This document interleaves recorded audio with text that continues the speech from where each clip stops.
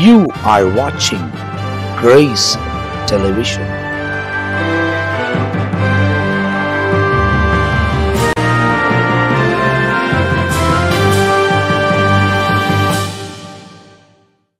ஆண்டவரும் அருமை இரட்சகராக இயேசு கிறிஸ்துவின் நாமத்தினால் உங்கள் யாவருக்கும் என்னுடைய அன்பின் வாழ்த்துக்களும் ஸ்தோத்திரங்களையும் தெரிவித்துக் கொள்கிறேன்.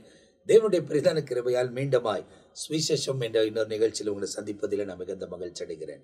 தொடர்ந்து வசனங்களை ஆராய்வது எவ்வளவு பலனாக இருக்கிறது என்பதை நாங்கள் உணர்கிறோம். வசனத்தை ஆராய தேவன் பலப்படுத்துகிறார். அவர் எழுதப்பட்டிருக்கிறபடி, அவர் சொன்னது எழுதப்பட்டிருக்கிறபடியே எலும்புகளுக்கு ஆரோக்கியமும், நரம்புகளுக்கு ஆரோக்கியமும், சதைகளுக்கு ஆரோக்கியமும், இந்த உலகத்தில் வாழ்வதற்கு வசனம் ஆரோக்கியமாக இருக்கிறது. அதுக்குள்ளே இருந்த ஜீவன் புறப்பட்டு வருகிறது நாங்கள் பார்க்கிறோம். கர்த்தர் எங்களை பலப்படுத்துகிறார், உங்களையும் அவர் பலப்படுத்துவார். இந்த சுவிசேஷம் என்ற நிகழ்ச்சியில் தொடர்ந்து தேவனுடைய ஊழியக்காரர்களோடு கூட, அதுவும் தேவனுடைய திருச்சபையை நடத்தக்கூடியவர்கள் எல்லாருமே அனுபவம் பாய்ந்தவர்கள், வயதிலையும் மூத்தவர்கள், ஊழிய அனுபவத்திலையும் மூத்தவர்கள், அழைப்பிலையும் மூத்தவர்கள், ஆண்டவர்களை கொண்டு மேன்மையான காரியங்களை இந்த உலகத்தில் செய்து வருகிறார். ஆகையால் அவர்களோடு கூட இணைந்த வசனங்களை ஆராய்வது நமக்கு ரொம்ப பிரயோஜனமாக இருக்கிறது. போன எபிசோடில் நம்ம பார்க்கும்போது மத்தேயு எழுதின சுவிசேஷம் 6ஆம் அதிகாரம் 19 21 வசனம் வரைக்கும் பொக்கிஷத்தை குறித்து பார்த்தோம். இந்த முறை நம்ம பார்க்கும்போது நம்ம கண்களை குறித்து, நம்ம சரீரத்தை குறித்து பார்க்க போகிறோம். இவைகளெல்லாம் இயேசு போதிக்கிற போதனைகள். அது ஏற்கனவே போன எபிசோடில் ரெவரண்ட் ஜெயக்குமார் அவங்க சொன்னாங்க. மலை மேலே உட்காருக்கிறப்போ சீஷர்களுக்கும் அவரை பின்தொடர்ந்து வந்தவர்கள் எப்படி இருக்க வேண்டும் என்பதை அவர்கள் போதித்த போதனையாக இந்த மலையில் சொல்லப்பட்ட, ஆகியால் தான் மலை பிரசங்கம் என்று அழைக்கப்படுகிறது. அந்த இடத்தில் பேசப்பட்ட வார்த்தைகளை மத்தேயு பதிவு பண்ணுகிறார். அதை நாம் துல்லியமாய் கவனித்துக் கொண்டு வருகிறோம். இந்த எபிசோட்ல மத்தேயு 6ஆம் அதிகாரம் 22 23 வசனத்தை முதலாவது வாசிக்க கேட்க போகிறோம். கண்ணானது சரீரத்தின் விளக்காய் இருக்கிறது. உன் கண் தெளிவாயிருந்தால் உன் சரீரம் முழுவதும் வெளிச்சமாயிருக்கும். உன் கண் கெட்டதாயிருந்தால் உன் சரீரம் முழுவதும் இருளாயிருக்கும். இப்படி உன்னில் உள்ள வெளிச்சம் இருளாயிருந்தால் அவ்விருள் அவ்வளவு அதிகமாய் இருக்கும். இந்த இடத்துல நம்ம சரீரத்தில் இருக்கிற ஒரு முக்கியமான அவயவத்தை குறித்து பேசப்பட்டிருக்கு, கண். இந்த கண்ணை நீங்கள் மூடிக்கிட்டீங்கன்னா அப்படி உங்களுக்கு எதுவுமே தெரியாது, எதை குறித்து உங்கள் எண்ணம் போகாது. ஆகையால் தான் இந்த கண்ணை குறித்து ஆண்டவர் சொல்கிறார், இது உன் சரீரம் முழுவதும் வெளிச்சம் இருக்குது, நீ தேவனை குறித்து சார்ந்து இருந்தால் வெளிச்சமாக இருக்கும், அப்படி இல்லைன்னா இருளாயிரும்ன்றத சில காரியங்கள் ஆண்டவர் விளக்கி சொல்கிறார். ரொம்ப அருமையாக, ரொம்ப ஆசீர்வாதமாக இருக்க போது. இதை குறித்து முதலாவது நம்ம மத்தியில் ஜான் பீட்டர் அதான் பேச போகிறாங்க. ஆனால் ரொம்ப தெளிவாய் ஒவ்வொரு காரியத்தையும் நீங்கள் புரிந்து கொள்ள வேண்டும். ஏன்னா ஒரு கண்ணை குறித்து பேசப்படுகிறது.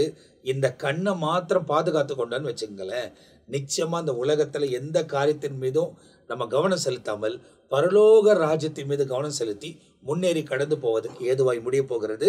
பாஸ்டர் அவங்க மூலியமா ஆண்டவர் என்ன பேசுகிறாருன்னு பார்க்க போகிறோம். நம்ம நேரடி நிகழ்ச்சிக்குள்ளே கடந்து போகிறோம். சரீரத்தில் உள்ள ஒவ்வொரு அங்கங்கள், அவயங்கள் விசேஷமானது.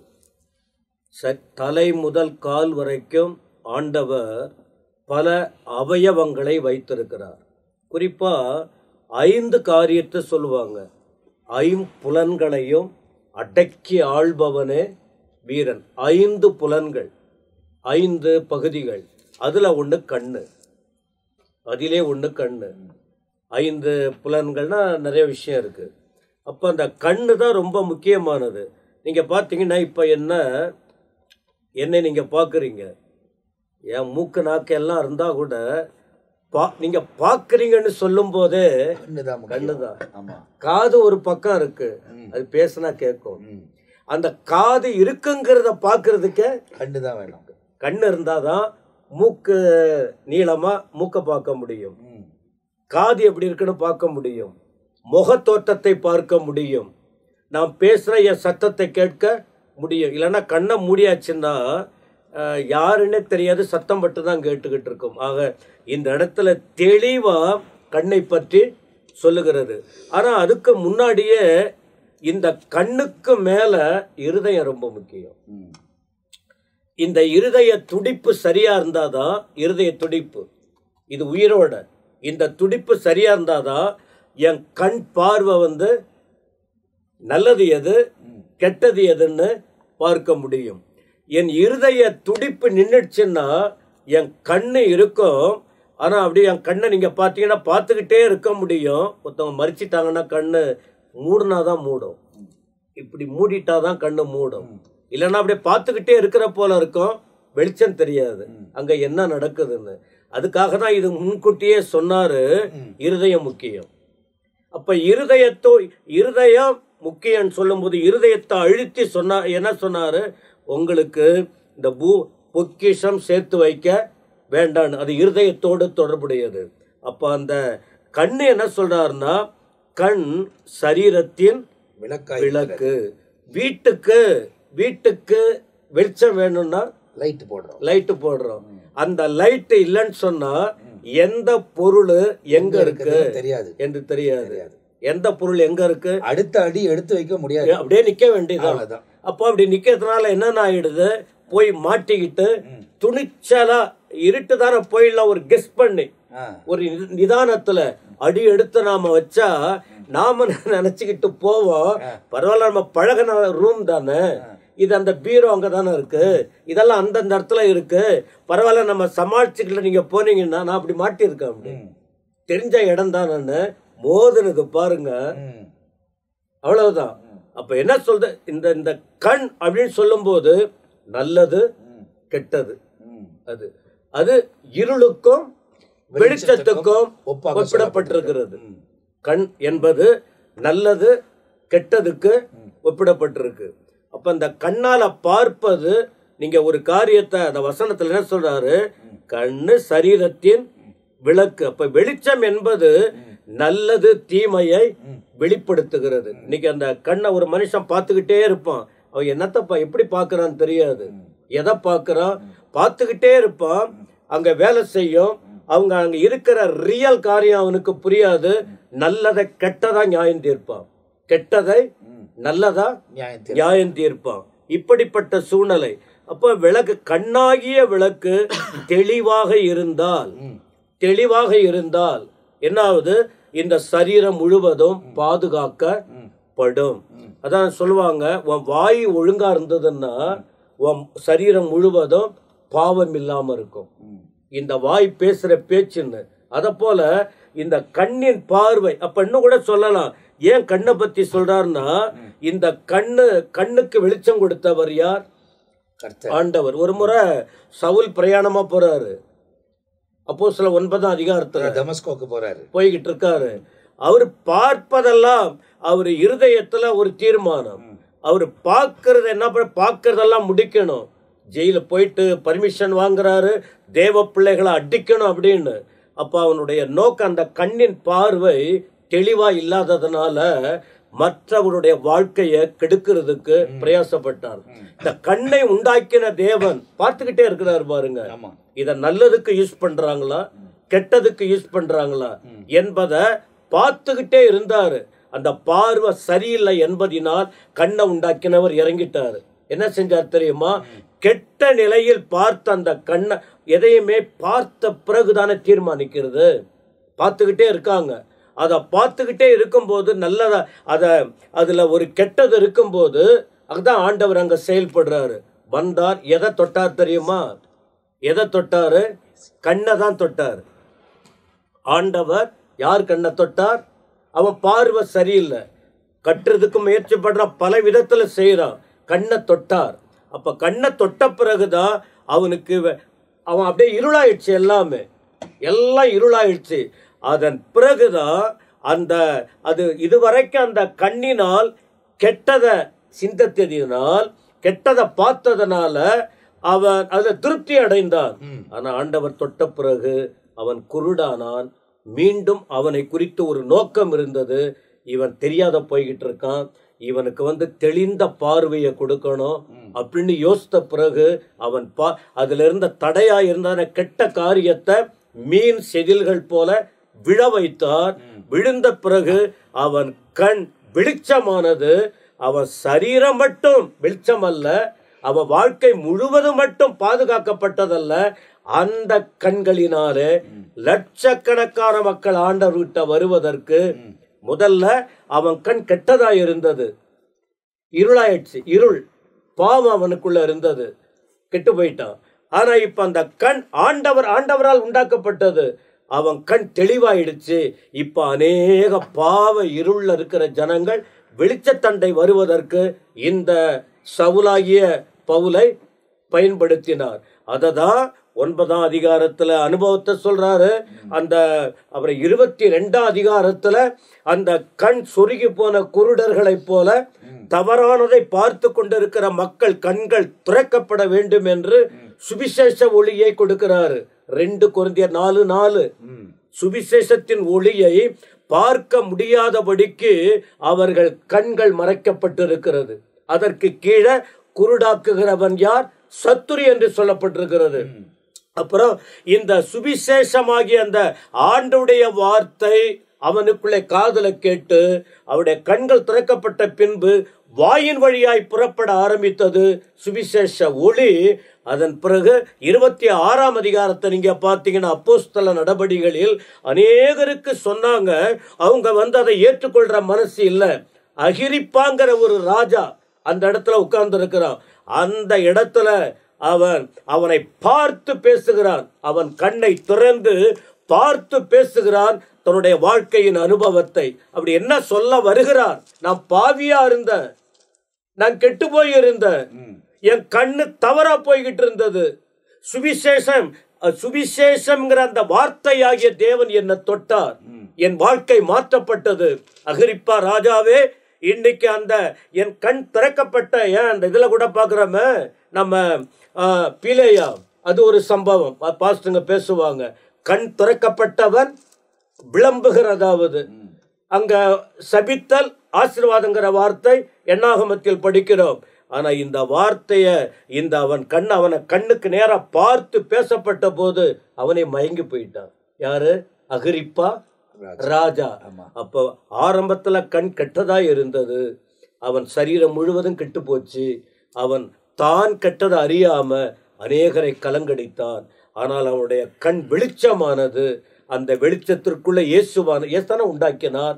வார்த்தையாகிய வார்த்தை, சுவிசேஷ வார்த்தை அவனுக்குள்ளே வந்த பிறகு புறப்பட்டு போனான். அநேக கண்களில் உள்ள மீன் செதில்களாகிய பாவங்கள், உலகத்தை தவறாய் நடத்துகிற அந்த மக்களின் கண்கள் திறக்கப்பட்டு ஒளியாகிய இயேசுவை பார்க்கும்படி அந்த பவுலை மாற்றினார். இன்றைக்கும் அதுதான். அதை தான் நாம் அறிவித்து கொண்டு இருக்கிறோம்.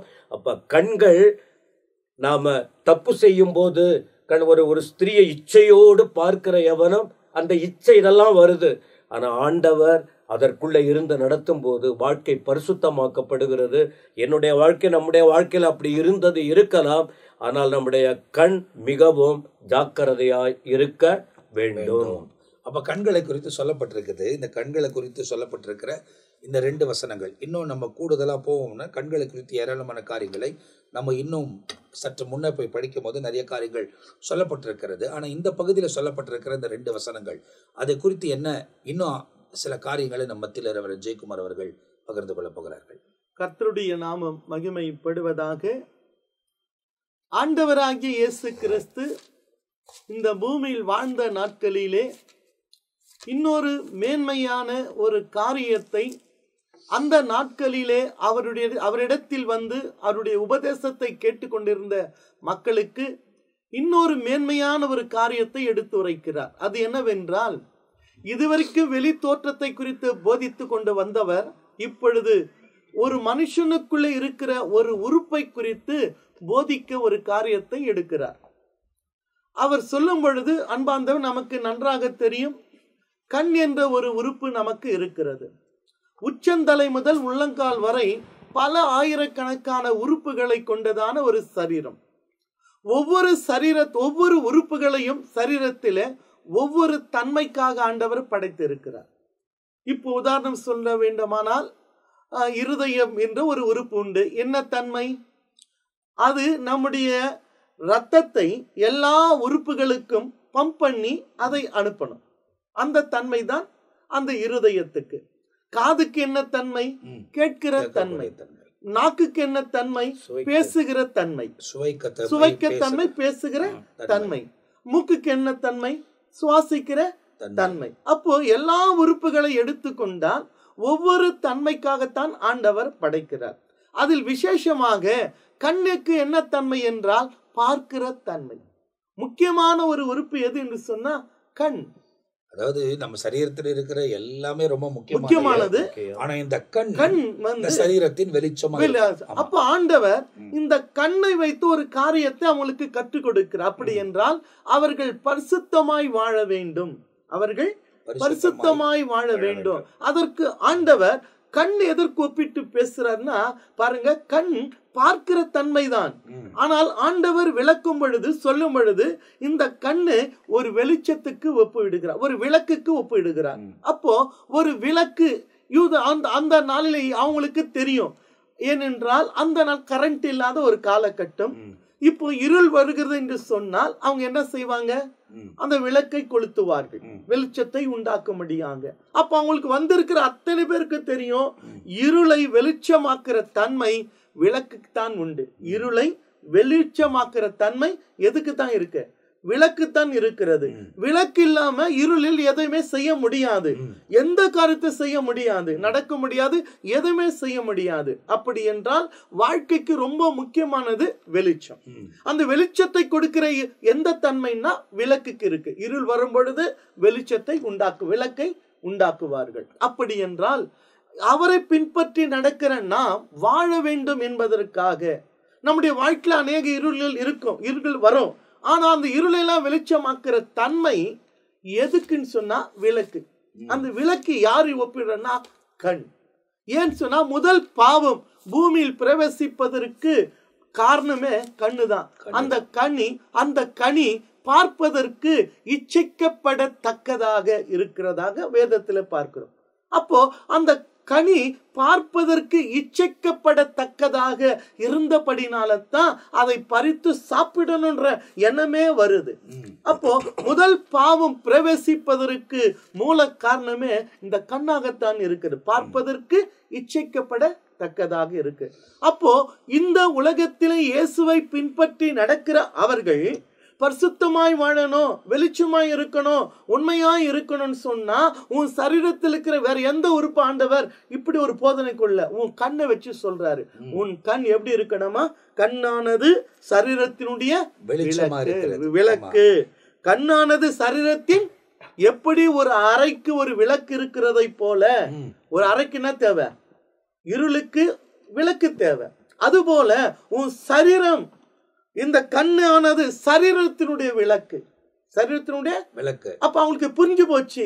அப்போ ஒரு அறைக்கு ஒரு விளக்கு தேவை போல இந்த சரீரமாகிய இந்த கண் என்பது ஒரு விளக்காய் இருக்கிறது.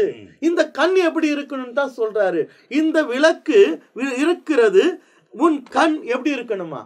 உன் கண் தெளிவாயிருந்தால் உன் சரீரம் முழுவதும் வெளிச்சமாய் இருக்கும். இந்த கண் விளக்காய் இருக்கு சொல்லுகிறவர், இந்த கண் எப்படி இருக்கணுமா? தெளிவாய் இருக்கணும்.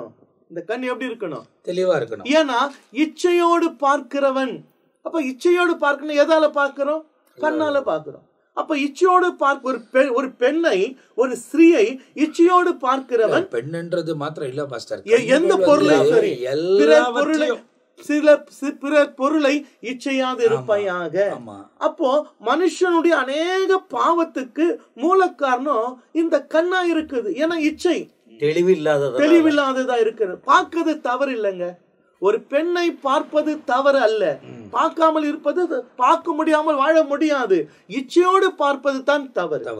பெண்ணை பார்ப்பது தவறு என்று வேதம் சொல்லல, இச்சையோடு பார்ப்பது தான் தவறு. ஒரு பொருளை பார்ப்பது தவறு அல்ல, இச்சையோடு பார்ப்பது தான் தவறு. அதுதான் ஆண்டவர் சொல்றாரு. பார்க்கவே கூடாதுன்னா வாழ முடியாது.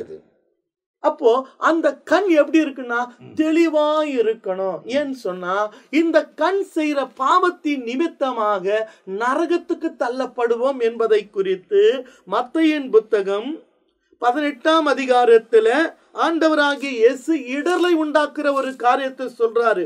18ஆம் அதிகாரம் 6ஆம் வசனத்திலிருந்து 9ஆம் வசனம் வரைக்கும் வாசித்து பார்க்கும் பொழுது ஆண்டவர் இடர்லை உண்டாக்கி நரகத்துக்கு தள்ளப்படுகிற ஒரு காரியத்தை சொல்றாரு. அதுல ஒண்ணு என்னன்னாக்கா கண். வசனம் 9 வாசித்து பாருங்க. 18:9. உன் கண் உனக்கு இடரல் உண்டாக்கினா. உன் கண் எதுங்க? உன் கண் உனக்கு எது உண்டாக்கினா? இடறல் இடர்லை உண்டாக்கினால் பிடுங்கி எறிந்து போடு. அதை பிடுங்கி எறிந்து போடு. இரண்டு கண்ணுடையவனாய் எரி நரகத்தில் தள்ளப்படுவதை பார்க்கிலும் ஒற்றை கண்ணனாய் ஜீவனுக்குள் பிரவேசிப்பது உனக்கு நலமாயிருக்கும். பாருங்க, இந்த இடத்துலனா ஒரு கண் இடர்ல உண்டாக்குது. எதுக்குன்னாக்கா உன்னுடைய ஆவிக்குரிய வாழ்க்கைக்கு, பரிசுத்த வாழ்க்கைக்கு, நித்திய வாழ்க்கைக்கு, அதுதான் ரட்சிப்பை இழந்து போகிற ஒரு வாழ்க்கைக்கு இந்த கண் இடர்லை உண்டாக்கினால் அது நீ தயங்காத பிடிங்கு போடு. அப்படின்னா என்னன்னா, கத்தி வச்சு நோண்டி போடுன்னு இல்ல, இந்த கண்ணை விட உனக்கு நித்திய ராஜ்யத்தான் முக்கியம். பாருங்க, இந்த கண் செய்கிற இடர்னால, பாவத்தினால ரெண்டு கண் உடையவனாய் நீ நரகத்தில் தள்ளப்படுவதை பார்க்கிலும், இந்த கண்ணு ஒரு கண் இடர்ல உண்டாக்கி நோண்டி போட்டு ஒன்றரை கண்ணு இந்த பரலோகனை நான் ஏத்துக்கிறேன். பரலோகனாலே அது அழகா சொல்றாரு பாருங்க, இரண்டு கண் உடையவனாய் எரி நரகத்தில் தள்ளப்படுவதை பார்க்கிலும் ஒற்றை கண்ணனாய் ஜீவனுக்குள் பிரவேசிப்பது உனக்கு. அப்படின்னா ஒத்த கண்ணனாக நான் உன்னை பரலோகத்துல ஏத்துக்கிறேன். ஆனா ஒரு கண்ணனா நான் ஏத்துக்கிறேன். ஆனா இந்த கண் செய்யற பாவத்தினால நீ நரகத்துல தள்ளப்படுவ. அப்படின்னா கண்ணை விட உனக்கு பரலோக நித்திய ராஜ்யம் ரொம்ப முக்கியம். ஏன்னு சொன்னா இயேசுவே தான் சொல்றாரு, கண்ணானது சரீரத்தினுடைய விளக்காய் இருக்கிறது. இது கெட்டு போகாம பாதுகாக்க வேண்டியது நம்மள் விழுந்த கடமை. எதையுமே பார்க்க கூடாது என்று சொல்லல, தப்பாய் பார்ப்பது, இச்சையோடு பார்ப்பது தான் தவறு. என்ற கண் என்பது சரீரத்தினுடைய விளக்கு. இது இருளாயிடுச்சுன்னா வசனம் சொல்லுது, உன் கண் கெட்டதாயிருந்தால், உன் கண் எப்படி இருந்தா கெட்டதாயிருந்தால் உன் சரீரம் முழுதும் என்ன ஆயிடுமா? இருளாயிருக்கும். அப்படின்னா இந்த கண்ணை நீ பாத்துக்கோ, இந்த கண்ணை பாத்துக்கோ. சில பேர் இந்த கண்ணு சும்மா இருக்காது, பார்த்து திருட்டு கண்ண மாதிரி சும்மா பார்த்துனே இருக்கும். அதனால உன் கண் கெட்டதா இருந்தா உன் சரீரம் முழுதும் என்ன ஆயிடும்? இருளாயிடும். இப்படி உன்னில் உள்ள வெளிச்சம் இருளாயிருந்தால் இருள் எவ்வளவு அதிகமாய் இருக்கும். நம்மளே சிந்தித்து கேட்கிறார். அன்று இயேசுவை பின்பற்றினவர்களுக்கு அவர் கற்றுக் கொடுத்த காரியம், உன் கண்ணை பார்த்துக்கோ. இப்ப நீங்க பாத்தீங்கன்னா இந்த வசனத்துல கண்ணை குறித்து பேசப்பட்டிருக்குல்ல. ஆதி ஆகமத்திலிருந்தே நீங்க வந்தீங்கன்னா, ஏவாள் ஆண்டவர் எந்த பழத்தை புசிக்க கூடாதுன்னு சொன்னாரோ அந்த பழத்தை பார்ப்பதுக்கே இன்பமாக இருந்தது என்பதை சொல்லப்படுகிறது. அவ பார்த்ததுனால தான், அந்த பழத்தை அவ பார்த்து தொடர்ச்சியா பார்த்ததுனால தான் அதை பறித்து எதை ஆண்டவர் தொடவும் கூடாது சாப்பிடவும் கூடாதுன்னு சொன்னாரோ புசிக்குவதற்கு ஏதுவாக இருந்தது. அடுத்தது தாவீது, அவன் மேல் மாடி உப்பரிகளை உலாவி கொண்டிருக்கும் போது பத்ஷிபா, அதாவது உரியாவின் மனைவி, குளித்து கொண்டிருப்பதை பார்க்குறான். அவன் பார்த்த உடனே அந்த இடத்தை விட்டு விலகி போயிருந்தான் அப்படின்னு சொன்னாக்கா அவன் அந்த பாவத்துக்கு உட்பட்டு இருக்க மாட்டான். ஆனால் அந்த இடத்தில் அந்த பாவத்துக்கு அவன் உட்பட்டதுக்கு காரணம் என்ன? அவன் கண்ணின் பார்வை அவள் அழகா இருக்கிறதை பார்த்தாள். ரெண்டாவது, அதுக்கப்புறமா சிம்சோனை குறித்து நீங்க வாசிப்பீங்கன்னா நியாயாதிபதிகள்ல 14ஆம் அதிகாரத்திலையும் சரி 16ஆம் அதிகாரத்திலும் சரி அவர் காசாக்கம் போறாரு, திம்நாட்டுக்கும் போறாரு. இப்ப காசா நிலைமை என்ன ஆச்சுன்னு பாருங்க. அப்போ அந்த காசாக்கம் போறாரு, திம்நாட்டுக்கும் போறாரு. ஒரு இடத்துல போனாரு, ஒரு பெண்ணை பாக்குறாரு, அங்க கல்யாணம் பண்ணணும்னு சொல்றாரு. 16ஆம் அதிகாரத்துல போறாரு, அங்க வேசியக்க பாக்குறாரு, அங்க அவளோட கூட போறாரு. அதனால என்ன நடக்குது அப்படின்னா, அவர் அபிஷேகத்தை இழந்து அவர் மூலியமா வச்சிருந்த பூர்ண திட்டத்தை அவர் நிறைவேற்றாமல் அதோடவே அவர் காலம் முடிகிறதாக. ஒருவேளை அவர் உயிரோடு கூட இருந்த நாட்களை பார்க்கலாம், அவர் சாகும் போது, அதாவது சாகடித்தது நிறைய பேரா இருக்கலாம், இல்ல நிர்மூலமாக்கினது நிறைய பேரா இருக்கலாம்னு பைபிள்ல சொல்லலாம். ஆனால் அதோடு கூட அவருடைய வாழ்க்கை முடிக்கிறது. ஆனால் அதுக்கும் மேல கர்த்தர் அவரை உபயோகப்படுத்தணும் அப்படின்ற திட்டத்தை தேவன் வைத்திருந்தார். ஆனால் நிறைவேற்ற முடியாமல் போச்சு. அதனால்தான் இந்த கண்ணை குறித்து நாம் ரொம்ப தெளிவாய் கவனித்துக் கொள்ளணும். அதே போல இடரல் இந்த யோசேப்புக்கு வந்தது. ஆனா யோசேப்பு என்ன பண்ணிட்டான்? அந்த இடத்தை விட்டு விலகி ஓடிட்டான். அதனால தப்பித்து கொண்டான். அதனால்தான் அப்போஸ்தலனாகிய பவுல் தீமோத்தேயுக்கு எழுதும்போது சொல்றாரு, வாலிபனாக தீமோத்தியே, பாவத்தை விட்டு விலகி ஓடிரு. உன் கண் எங்க இச்சைக்குதோ அந்த இடத்துல நிக்காத, அந்த இடத்துல நீ அதிகமா அவங்க கூட பேசாத, அந்த இடத்தை விட்டு விலகிரு. அப்போது நீ அவைகளை தப்பித்துக் கொள்வாய். கண்ணு ரொம்ப முக்கியம். இதை குறித்து கடைசியாய் கூடுதலாய் நம்ம மத்தியில பிஷப் ரெவரண்ட் பெனியேசை அவர்கள் பகிர்ந்து கொள்ள போகிறார்கள். கண்களை குறித்து தேவனுடைய பிள்ளைகள் அருமையாய் பேசினார்கள். கண்கள் என்று சொல்வது இப்போது பார்க்கிற கண்கள் மாத்திரமல்ல, 2 கண்கள் இருக்குது. ஒன்று சரீர பிரகாரமான கண், இரண்டாவது ஆவிக்குரிய கண். இப்போ உதாரணமா வெளியா சொன்னது போல அங்கே ஆதாம் ஏவாள் அவருடைய கண்களின் மூலமாய்தான் பாவம் பிரவேசித்தது. உண்மைதான். என்ன என்று கேட்டால் ஆதியாகமம் 3வது அதிகாரத்துல பார்க்கும்போது, அப்போது ஸ்திரீயானவள் அந்த விருட்சம் புசிப்புக்கு நல்லதும் பார்வைக்கு இன்பமும், கண்களுக்கு இன்பமா தருதான், எவ்வளவு அழகா இருக்கு அப்படின்னு, இன்பமும் புத்தியை தெளிவிக்கிறதற்கு இச்சிக்கப்படத்தக்க விருட்சமா இருக்குது என்று கண்டு, கண்களால் கண்டு அந்த கனியை பறித்து புசித்து தன் புருஷனுக்கும் கொடுத்தாள், அவனும் புசித்தான் அப்படின்னு இருக்கு. அப்போ சாதாரண கண்களால அவங்க பார்த்து புசிக்கிறார்கள். உலகத்துக்குள்ள பாவமே வந்துருச்சு. அதன் பிறகு அப்போது அவர்கள் இருவருடைய கண்கள் திறக்கப்பட்டது. அப்போ இருந்த கண் என்ன, இரண்டாவது ஆவிக்குரிய கண்கள். இப்போ இருந்தது ஆவிக்குரிய கண்கள். இப்போ பார்த்தீங்க அப்படின்னு இப்ப பாவ கண்கள் என்ன செய்யப்பட்டது, திறக்கப்பட்டது. அதே போலதான் நம்முடைய வாழ்க்கையில இந்த கண்களை வைத்து சரீர பிரகாரமான காரியத்தையும் செய்ய முடியும், அதே நேரத்துல ஆவிக்குரிய காரியத்தையும் பார்க்க முடியும். இப்போ உதாரணமா சொல்லணும்னாக்கா எலிஷாவை எடுத்துக்கொள்வோம். அவ மலையில இருக்காங்க. எலிஷா சொல்றாரு, அவர்களோடு இருக்கவர்களை காட்டில் நம்மோடு கூட இருக்கவர்கள் அதிகம் அப்படின்னு சொல்லும்போது, தன் வேலைக்காரனுக்காக ஜெபிக்கும் போது அப்போது வேலைக்காரனுடைய கண்கள் திறக்கப்பட்டது. அதாவது எலிசா ஜெபிக்கிற ஜபத்திலையும், ஆண்டவரே இங்க எவ்வளவு பேர் இருக்கிறாங்க காட்டுங்க ஆண்டவரேன்னு சொல்றல, அவர் கண்களை திறந்தருளும். அப்ப பாருங்க, இன்றைக்கு நமக்கு தேவையான மாம்சக்குரிய கண்கள் இருந்தது, ஆனா ஆவிக்குரிய பார்வை இல்லாத. இப்போ ஜெபித்த உடனே ஆவிக்குரிய கண்கள் கிடைத்தது. அதே போலதான் நமக்கு ஆவிக்குரிய கண்கள் வேண்டும். இப்போ பார்க்கிறோம், பார்வையினாலதான் பாவம் பிறந்தது வசனத்துல பார்த்தோம். ஆனாலும் நம்முடைய பார்வை எப்படி இருக்குது? ஒரு பழமொழி இருக்கு, மஞ்சள் காமாலம் கண்ணுக்கு பாக்குறதெல்லாம் மஞ்சளா இருக்கும். இன்னைக்கு அநேக நேரத்துல அநேகர் என்ன செய்யறாங்க, அந்த மஞ்சள் காமால இருக்க மாதிரி பாக்குறதெல்லாம் தப்பு, பாக்குறதெல்லாம் தவறு என்று பார்ப்பார்கள். ஆனால் ஒரு சம்பவத்தை நான் இங்கே பதிவு செய்ய விருப்பப்படுகிறேன். நான் ஊழியம் செய்த ஒரு இடத்துல ஒரு குறிப்பிட்ட ஒரு நபர், அவர் கடைசியா சர்ச்சில் கடைசியா உட்கார்ந்துட்டு இருந்து கடைசியா கர்த்தருடைய பந்தி எடுத்தார்.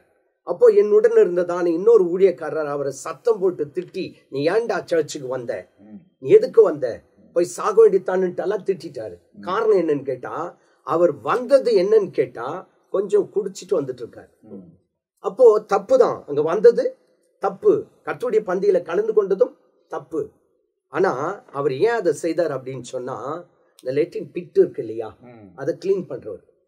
ஆலயத்துக்கு வர நேரத்துல யாரும் போன் பண்ணி அவசியம் தயவுசெய்து கிளீன் பண்ணிடுங்க, இல்லை அப்படின்னு சொன்னா நாங்க ரொம்ப கஷ்டப்படுவோம், நீங்க எவ்வளவு பணம் கேட்டாலும் தரேன். ஆனா நான் அந்த வேலை செய்யறவங்க குடிக்காம அந்த வேலையை செய்ய மாட்டாங்களாம், குடிக்காம வேலை செய்ய மாட்டாங்களாம். ஆனா இவர் போய் அந்த வேலையை செய்யிட்டு வீட்டுக்கு நல்லா குளிச்சுட்டாரு. உண்மைதான், நல்லா குளிச்சுட்டு வாய் எல்லாத்தையும் நல்லா சுத்தமா கழுவிட்டு திரும்ப என்ன பண்ணிட்டு இருக்காரு, சர்ச்சுக்கு கர்த்தருடைய பந்தியில கலந்து கொண்டது அந்த ஊழியக்காருக்கு தெரியாம இவர் திட்டார்.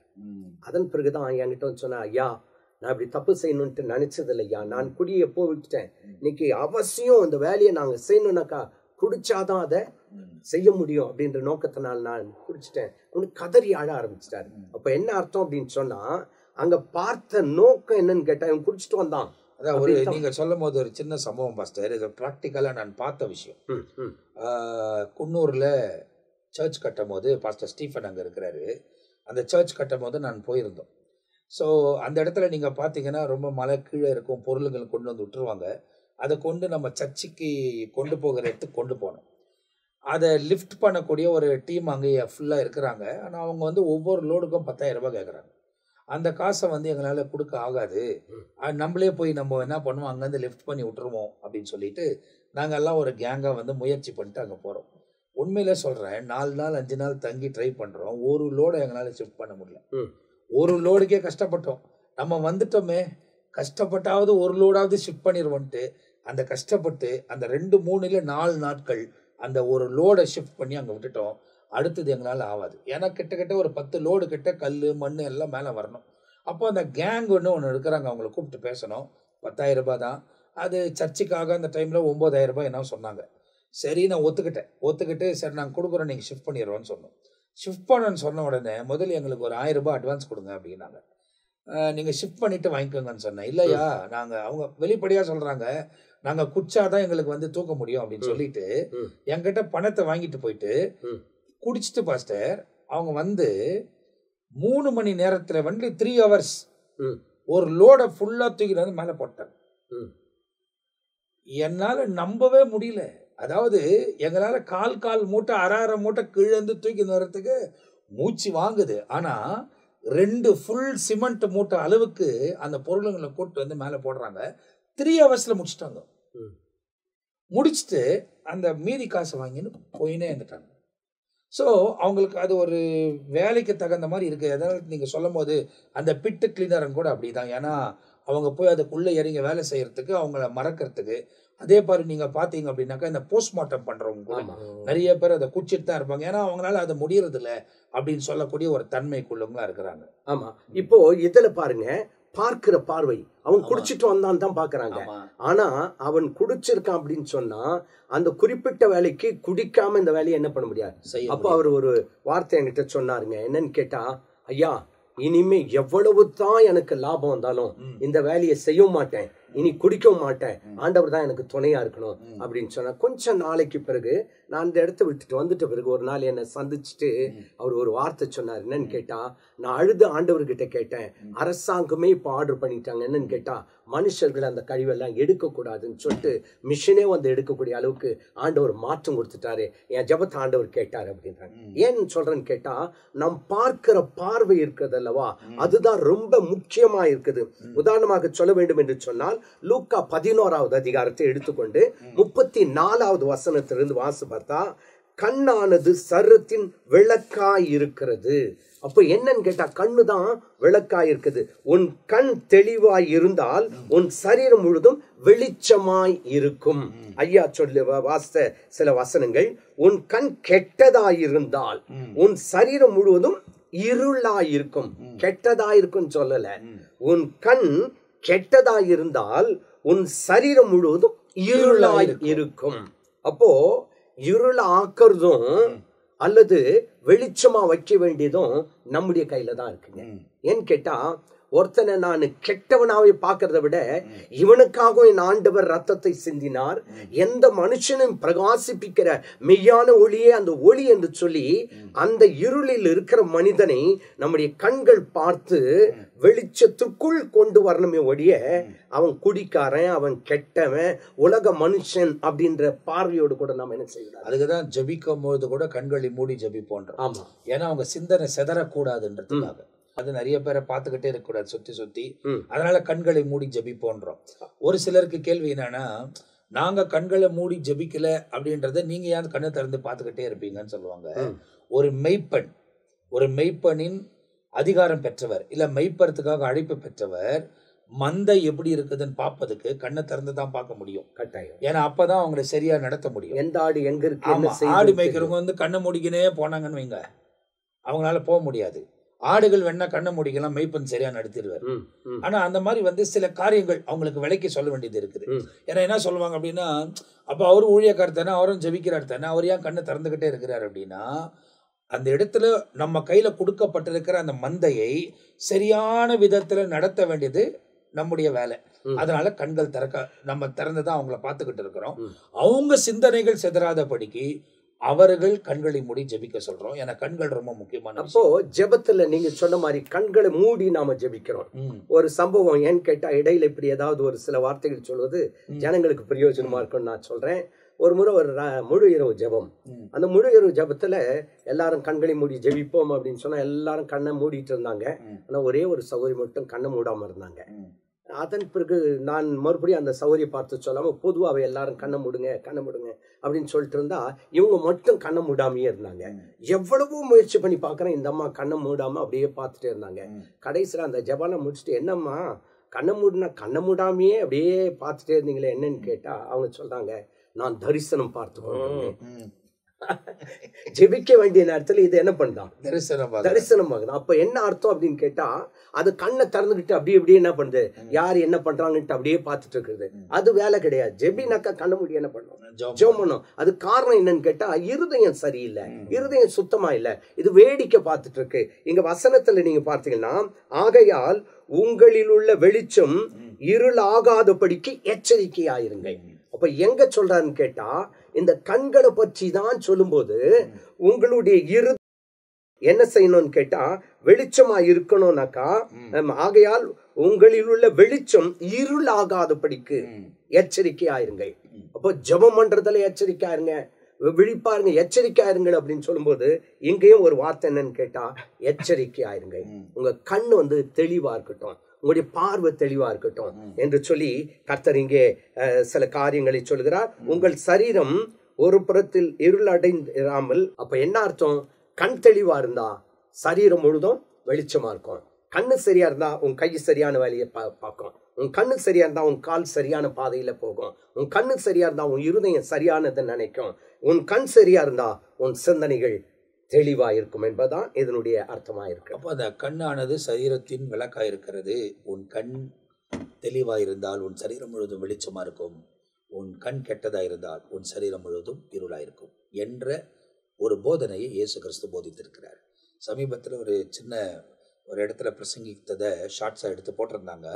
அந்த இடத்துல நான் சொல்லியிருப்பேன், ஆகார் அங்கே இடத்துலேருந்து அனுப்பப்பட்ட போது பிள்ளைக்கும் அவளுக்கும் தண்ணி இல்லை அப்படின்னு கர்த்தரை நோக்கி பார்க்குறா. அவளுக்கு மாம்சக்குரிய கண்கள் இருந்தது.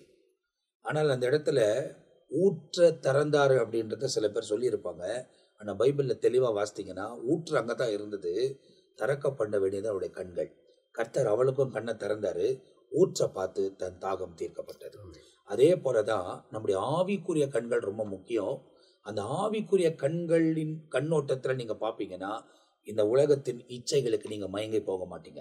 இந்த உலகத்தில் இருக்கிற பொருட்களும் இந்த உலகத்தில் இருக்கிற காரியங்களுக்கும் நீங்க ஒரு நாளும் மயங்கி போக மாட்டீங்க. அதை தான் சொல்ல முடியாது.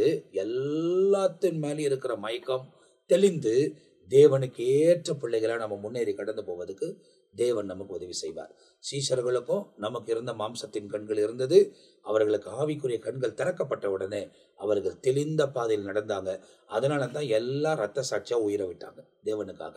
இந்த உலக வாழ்க்கை பொருட்டே இல்லைன்றத அவங்க 1வது நூற்றாண்டிலேயே முடிவு பண்ணி அவங்க தியாகமாய் இந்த உலகத்தில் வாழ்ந்ததை நீங்க பாக்குறீங்க. இது வரைக்கும் அந்த காரியங்களை குறித்து நாம் தியானித்து கொண்டே இருக்கிறோம். எனவே இந்த கண்ணை குறித்து எச்சரிக்கையா இருங்க. உங்க கண்ணை நீங்க பாதுகாத்துக் கொள்ளுங்க. இயேசு போதிக்கிற போதனைகளுக்கு செவி கொடுங்க. எவ்வளவு அற்புதமான காரியங்கள் ஊழியக்காரர்கள் நம்மோடு கூட தொடர்ச்சியா பேசிக்கொண்டே வராங்க. அடுத்த பகுதியில் மீதியான இருக்கிற காரியங்கள் ஒவ்வொன்றா நம்ம கவனிக்க போகிறோம். இவ்வளோ நேரம் உங்க நேரங்களையும் நீங்க பார்த்தீங்க. இதை பார்க்குற நீங்க மற்றவங்களுக்கும் ஷேர் பண்ணுங்க, உங்க கமெண்ட்ஸை பதிவு பண்ணுங்க. நிச்சயமாய் ஆண்டவர் நம்மை பாதுகாத்து அற்புதமான பாதையில் நடத்துவதற்கு அவர் உண்மை உள்ள தேவனா இருக்கிறார். அடுத்த பகுதியில் உங்களை சந்திக்கிற வரை நாங்கள் எல்லாரும் உங்ககிட்ட இருந்து விடைபெறுகிறோம். கர்த்தர் உங்களை ஆசீர்வதிப்பாராக. ஆமேன், ஆமேன்.